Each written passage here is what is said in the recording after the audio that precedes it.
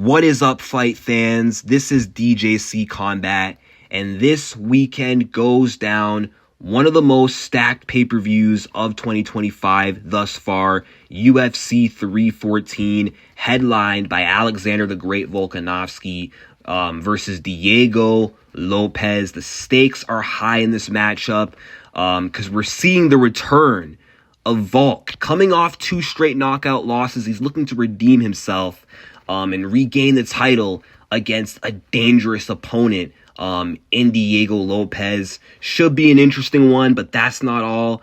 In the co-main event, we got Iron Michael Chandler taking on Paddy, Plot Armor Pimblett. And in the feature fight, we got Patricio Pitbull making his UFC debut against Yair El Pantera Rodriguez. And other fights on this main card, we got Gene Lord Silva taking on Bryce Mitchell. And then to kick off this pay-per-view, we got Nikita Krylov returning from a mysterious 2-year layoff against a resurging Dominick Reyes. And I want to give you my breakdown and predictions for the fights on this main card. But before we get into these predictions, if you could do me a favor, hit that subscribe button. I just hit 1,000 subscribers again on this new channel after losing my original channel. So thank y'all for that, for all the support over the last 2.5 years, helping me get back to this point.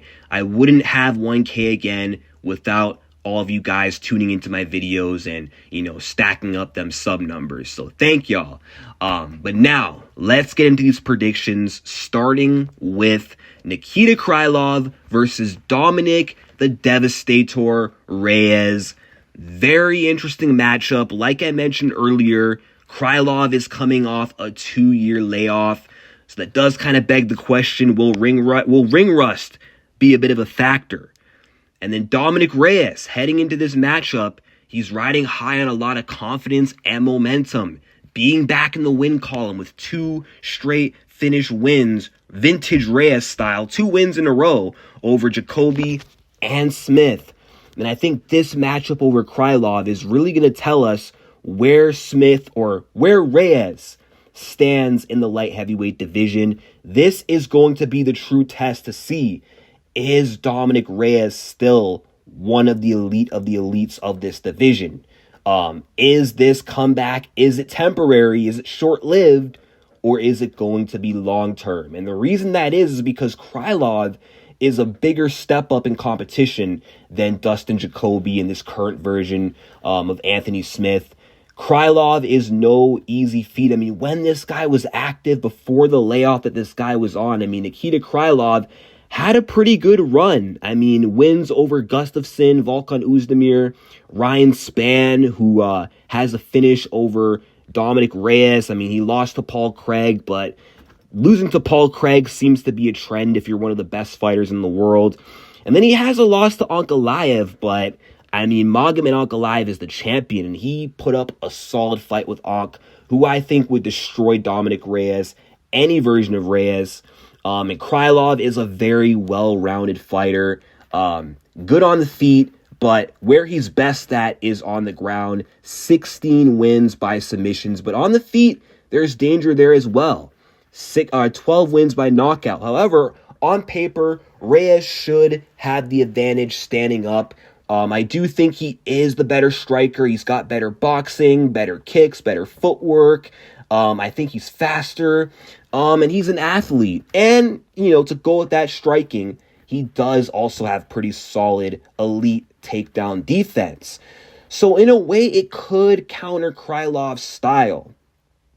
But Reyes, I think, is only going to win this fight if he is at that same level that he once was 4 years ago. If not, you're not going to beat Krylov if you're not in your prime. Let's just say that, because look what happened to Gustafsson. Past his prime, got knocked out in the first round. Now, Dominick isn't as washed in comparison to Gustafsson or as chinny, but Dominick Reyes and Gustafsson, they're very similar in styles. And I just feel like in this fight, Dominick is going to have a lot more to worry about than Krylov will. All Krylov has to worry about is simply just the striking and power of Reyes. Reyes has to worry about the striking. Krylov does have some deceptive power. He can knock you out, but then the takedown threat, that's also present. That's also a major factor. And if this fight does hit the mat, Krylov will dominate, and he can finish Dominick Reyes. And overall, I do think Nikita has more finishing potential, or more of a finishing threat in this fight than Reyes does on him. Krylov's only been knocked out once in 2013. And most ways he does get finished is submissions. And Dominick Reyes is not submitting him. It's highly unlikely that he knocks him out. He could bag a decision. But because of all these factors going into this fight and just how underrated Krylov is, initially I was picking Reyes to win this fight. I don't know why I keep almost saying Smith, but I'm going to go with Nikita Krylov. I'm going to go with Nikita Krylov to win this fight. I just don't think Dominick is that Dominick who almost beat John Bones Jones. That kind of performance was a one-off, whereas Krylov, he's had double those kind of performances against top-tier competition. He's done better against common opponents like Volkanovski and Ryan Spann. So I just think Krylov is just the more elite of the two at this point in their careers. But we'll see what happens. Next up, we got Gene Lord Silva taking on Bryce, the head case Mitchell. I'm a little bit worried about this fight because I do not want Bryce Mitchell to win this fight. I like the Fighting Nerds. I like the momentum they got, and I'm not going to lie, I do not like Bryce Mitchell. But he does have a good chance. I mean, Gene Silva's grappling hasn't been tested enough, apart from, when he fought Charles Jourdain. But I think that Bryce Mitchell is a better grappler, wrestler than Charles Jourdain. Better fighter as well. And he's got a very underrated record, I believe. He only has 3 losses. He's 17-3. That's a good record, but Gene Silva has a good record too. If this fight stays standing, Gene Silva is going to absolutely toy with Bryce Mitchell. He will dominate the fight, and I think he'll spark him out, but he has to be able to keep the fight standing. Now, Gene Silva does have good takedown defense at 80%, which is good. That's a good statistic right there. That does help my confidence with this prediction. But against who? He hasn't had his grappling tested against anyone on the level of Bryce Mitchell when it comes to grappling. Charles Jourdain attempted a lot of takedowns and did get 3 of them, but Bryce Mitchell is a way better offensive grappler than Charles Jourdain. I think he's a way better fighter too. But Gene Silva was able to knock out Charles Jourdain while defending a single leg, I think with uppercuts on the inside. That's definitely something that Mitchell's going to have to watch out for. But I do think Gene Silva is going to be more prepared than he was against Charles to defend takedowns. So I think his takedown defense is going to look good in this fight. And if his takedown defense is going to be good as I think it will be, then I do think he should comfortably defeat Bryce Mitchell. And I think that he'll win this fight by knockout and inside 2 rounds. And I think he's going to carry that momentum for the Fighting Nerds. And now, moving on to the feature fight of the evening. Patricio Pitbull making his UFC debut against none other than Yair El Pantera Rodriguez. And what an opponent to make your UFC debut against. A top 5 featherweight, a very dangerous striker. But, it's not an unwinnable fight for Patricio Pitbull. And this fight is going to show us how good Pitbull is. Is he truly everything he said he was? Either this UFC debut is going to be amazing, or he's going to show up and get fraud checked. But then again, if he loses, there's also that narrative that he came a little too late and that he's past his prime. But I want to give Pitbull the benefit of the doubt here. I don't want to assume that he's going to show up in the UFC washed up. And a lot of these Bellator to UFC crossovers seem to go well. A lot of these fighters who make that transition from Bellator to the UFC seem to overperform. Like Michael Chandler, like Michael Venom Page. But this will not be an easy fight for Patricio Pitbull.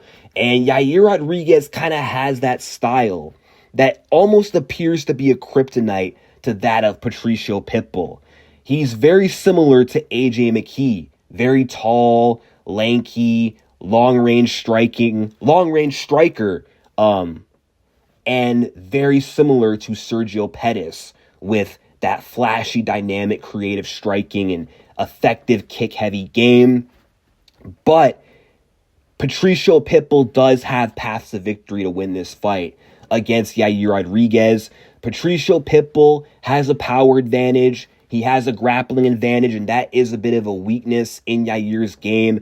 And if Pitbull's smart, he'll look to exploit that. And even though he's got 18% takedown accuracy, it wouldn't hurt to try. It wouldn't hurt to take a grappling-heavy approach. But Pitbull also has very effective pressure. And I think with a pressure-heavy game plan, if he forces Yair in punching range, doesn't give him space to work those flashy kicks, and keeps him on his heels, keeps him backing up, he will tire Yair Rodriguez out. And the more tired Yair Rodriguez gets, the more hittable he'll get, the more open he's going to be to those big shots of Patricio Pitbull. And Pitbull does have power. And if he lands on a tired Yair, he could finish this fight. So you know what? I'm going with Pitbull to win this fight. This has always been my initial pick the moment this fight got announced. I could be wrong. Like, a lot of these fights on this card are very difficult to predict.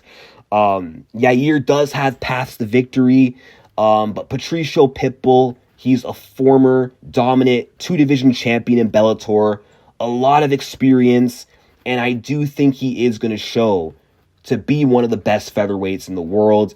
And Yair Rodriguez does choke in big fights. How I think Pitbull's going to win this fight, I see him winning a competitive decision where he loses the first round, but he adjusts by putting on as much pressure as possible to wear on Yair, does more damage, lands the bigger, better shots, and scores takedowns when he needs to, and gets this top 5 win and becomes a top 5 featherweight in the world.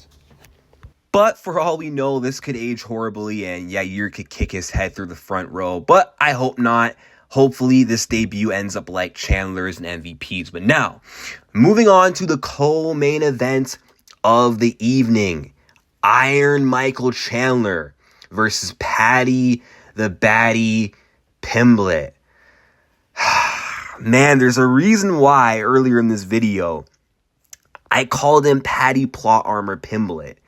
Because he does have legit plot armor, man.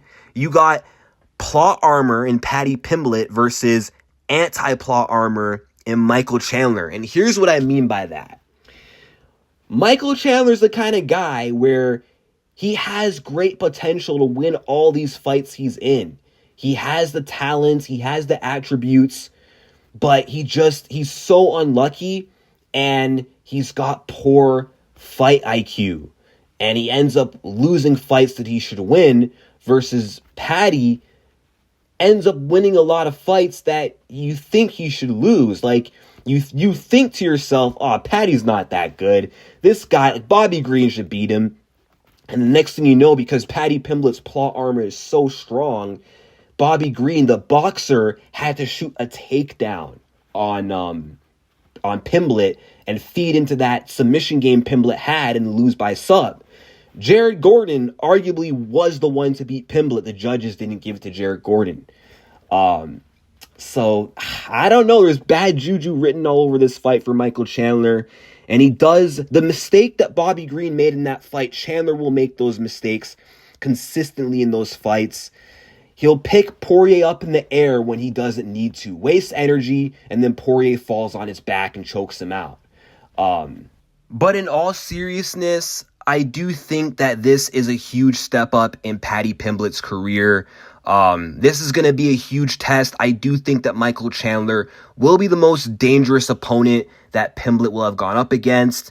Michael Chandler is a threat to Paddy with his power, explosiveness, his speed, his wrestling. He may be the best wrestler that Pimblett will have ever gone up against.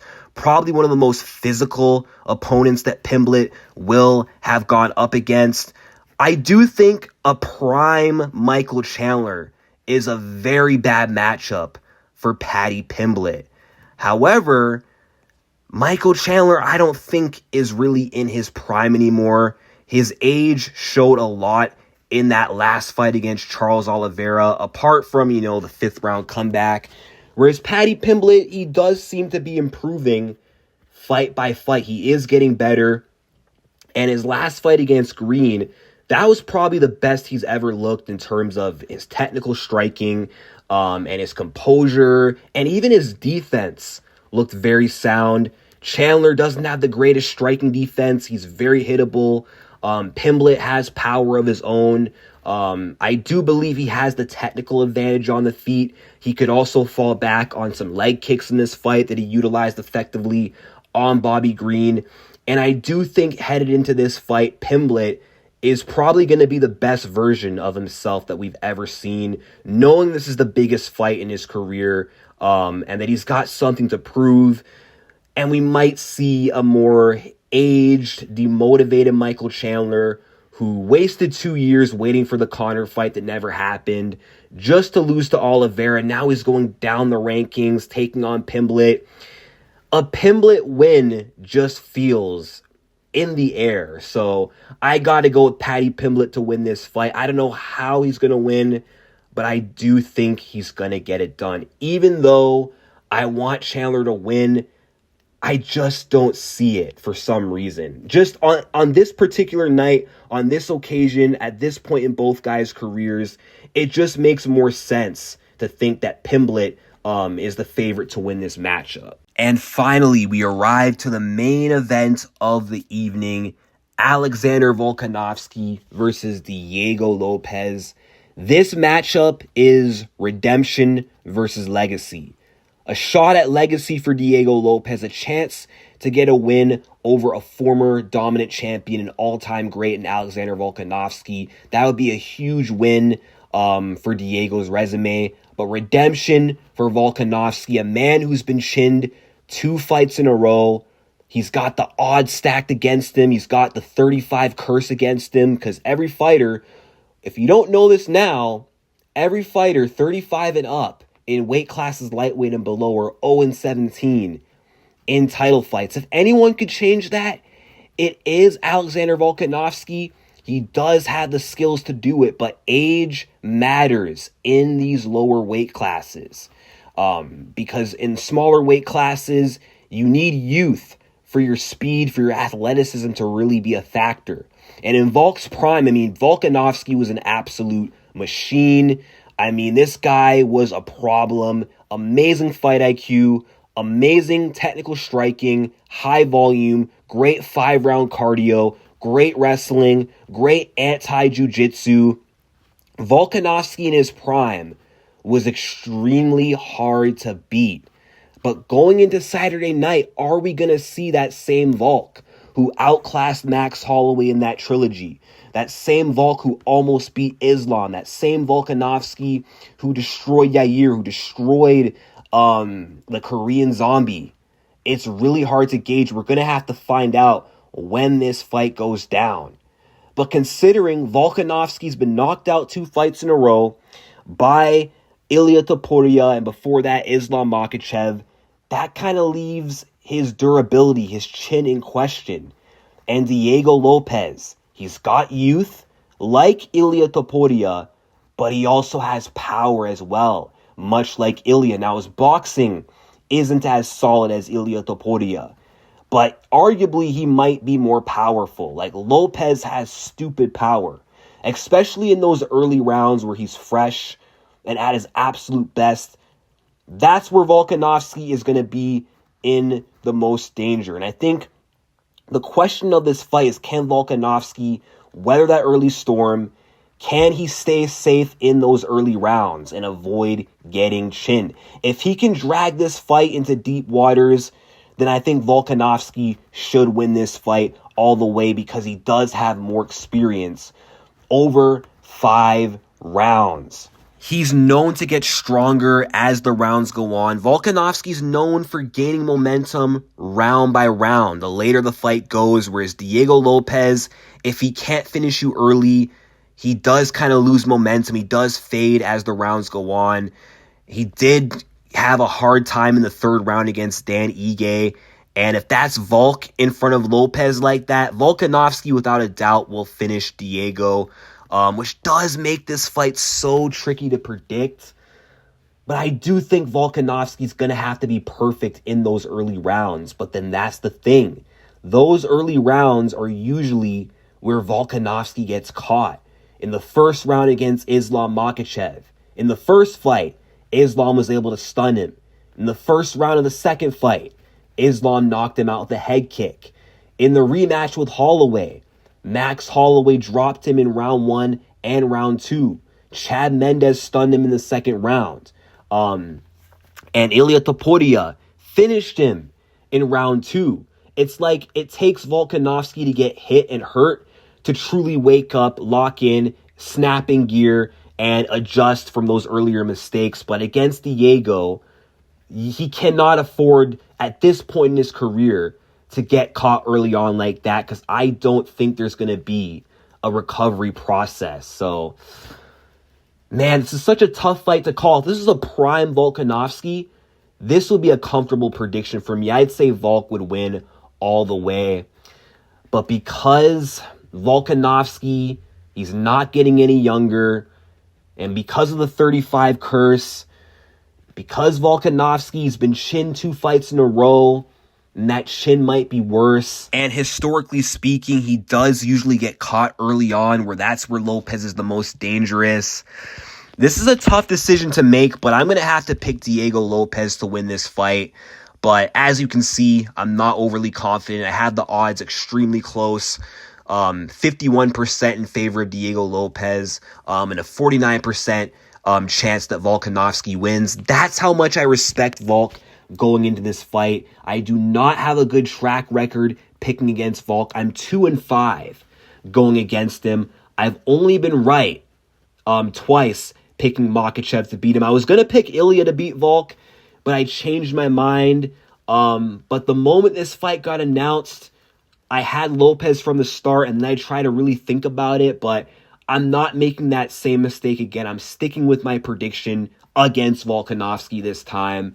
I just think Lopez's youth and his power is going to be a major factor, and I think he's going to find Volk's chin in those early rounds. And Volk, he might have a harder time getting away from that power of Diego in comparison to what he might have been able to do, back in his heyday. It just might be Diego Lopes's time. Volkanovski already had his time. He already had such a great run. It was fun while it lasted. He already had a chance to show how great he was.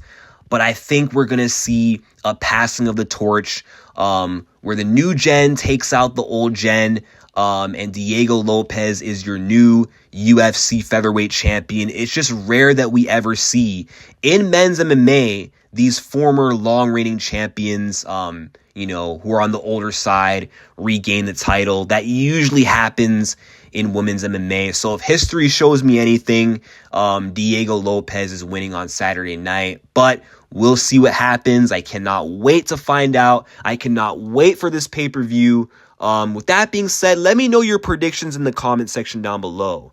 Will Volkanovski get the belt back? Will he change history? Or will Diego Lopes break everyone's hearts? And let me know your picks for the rest of the fights on this card. And peace out.